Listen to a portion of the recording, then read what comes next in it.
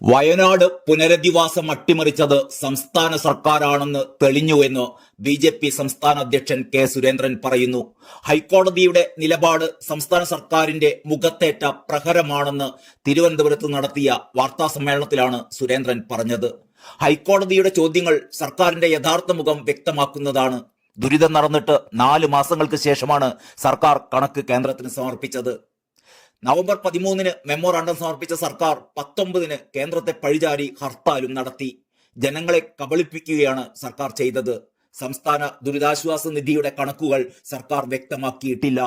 SDRF ഫണ്ടിൽ എത്ര രൂപ ചെലവഴിക്കാമെന്ന് സംസ്ഥാനം വ്യക്തമാക്കണമെന്ന് കോടതി ആവശ്യപ്പെട്ടിരിക്കുകയാണ്. സർക്കാർ ഉരുണ്ട് കളിക്കുകയാണ്. PDNA റിപ്പോർട്ട് സർക്കാർ മരവിപ്പിക്കുകയായിരുന്നു എന്നും സുരേന്ദ്രൻ ആരോപിച്ചു. വയനാട് ഹർത്താൽ നടത്തിയ LDFും UDFും ജനങ്ങളോട് മാപ്പ് പറയണം. വയനാട് ദുരന്ത നിവാരണത്തിന് വേണ്ടിയുണ്ടാക്കിയ മന്ത്രിസഭാ ഉപസമിതി എന്തു ചെയ്തുവെന്ന് മുഖ്യമന്ത്രി പറയണം. 4 മന്ത്രിമാർ ഉൾപ്പെടുന്ന ഉപസമിതി ദുരന്ത മേഖലയിൽ സെൽഫി എടുക്കുന്നതിന്റെ തിരക്കിലായിരുന്നുവെന്നും സുരേന്ദ്രൻ ആരോപിച്ചു. വയനാട് പുനരധിവാസ ഫണ്ട് അനുവദിക്കില്ല എന്ന് കേന്ദ്രം എവിടെയും പറഞ്ഞിട്ടില്ല. ഫണ്ട് വൈകിപ്പിച്ചതും വൈകിയതിനെ രാഷ്ട്രീയമായി മുതലെടുത്തതും ആരാണ്? പിണറായി വിജയന്റെ അജണ്ടയോടൊപ്പം കോൺഗ്രസ് നിൽക്കുകയായിരുന്നു. 1200 വീടുകൾ നിർമ്മിച്ചു നൽകാമെന്ന് വിവിധ സന്നദ്ധ സംഘടനകൾ അറിയിച്ചിട്ടും സർക്കാർ അതിനോട് പ്രതികരിച്ചിട്ടില്ല. വയനാടിനെ സഹായിക്കാൻ 20 കോടി രൂപ DYFI പിരിച്ചു എന്നാണ് പറയുന്നത്.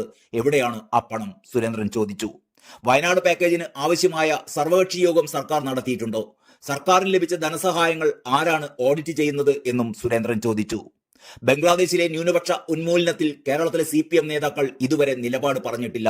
DYFIയുടെയും പ്രതിഷേധം ഇരട്ടത്തപ്പ് മാത്രമാണ്. പത്മനാഭസ്വാമി ക്ഷേത്രത്തിലെ ഗാർഡ് ഓഫ് ഓണർ നിർത്തലാക്കുന്നത് ഭൂരിപക്ഷ സമുദായത്തെ ആക്രമിക്കുന്ന CPM നയമാണ് എന്നും സുരേന്ദ്രൻ പറഞ്ഞു. ഇങ്ങനെ പോയാൽ പത്മനാഭസ്വാമി ക്ഷേത്രത്തിലെ സുരക്ഷയും സർക്കാർ അവസാനിപ്പിച്ചെന്നിരിക്കും.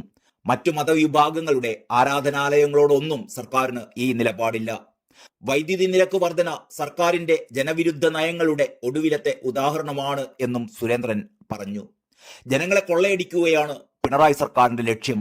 ഇതെത്രാമത്തെ തവണയാണ് വൈദ്യുതി നിരക്ക് കൂട്ടുന്നത്? വൈദ്യുതി ഉപയോഗത്തിന് വേണ്ടി കേന്ദ്രം അനുവദിച്ച ഒരു പദ്ധതിയും സംസ്ഥാനത്ത് നടപ്പിലാക്കുന്നുമില്ല. വൻകിട കുത്തക കമ്പനികളുടെ കയ്യിൽ നിന്നും KSEB കുടിശ്ശിക ഈടാക്കുന്നില്ലെന്നും കൂടി സുരേന്ദ്രൻ ഓർമ്മിപ്പിച്ചു.